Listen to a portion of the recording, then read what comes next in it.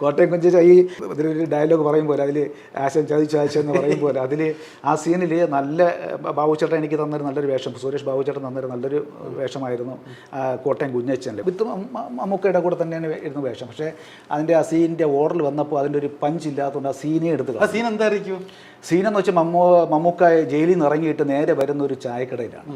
ചായക്കടയിൽ വന്നിട്ട് നമ്മുടെ അവിടെ ഒന്ന് കൂടെ സംസാരിക്കുകയും ഒരു ജയിലിൽ പോകുന്നൊരു സിറ്റുവേഷൻ കൂടെ സംസാരിക്കുക, എന്നിട്ട് നേരെ ഈ ജയിലിൽ പോകാനുണ്ടായ ആ വ്യക്തിയെ കാണാൻ പോകുന്നതാണ് സീൻ. ഞാൻ സിനിമ ഫസ്റ്റ് ഡേ പോയി, നമ്മൾ അന്ന് ധന്യരമ്മ തിയേറ്ററിൽ പോയിരുന്ന്. അപ്പോൾ നമ്മളെ അത് ആ സീൻ കാണുമ്പോൾ എനിക്ക് ഉദയനാണ് താരത്തിൽ നമ്മളെ സലീം കുമാറിനെയാണ് പെട്ടെന്ന് എനിക്ക് ഓർമ്മ വരുന്നത്. ആ ഒരു ഈ കാര്യം ഞാൻ പറയുമ്പോൾ, കാര്യം ഞാനിപ്പോൾ അടുത്ത സീൻ വരുന്നു, ഞാൻ ഇങ്ങനെ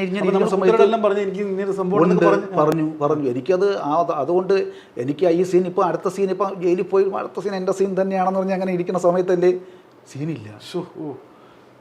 സീനില്ലാന്ന് മാത്രം എനിക്ക് ഭയങ്കര വിഷമമായി പോയി.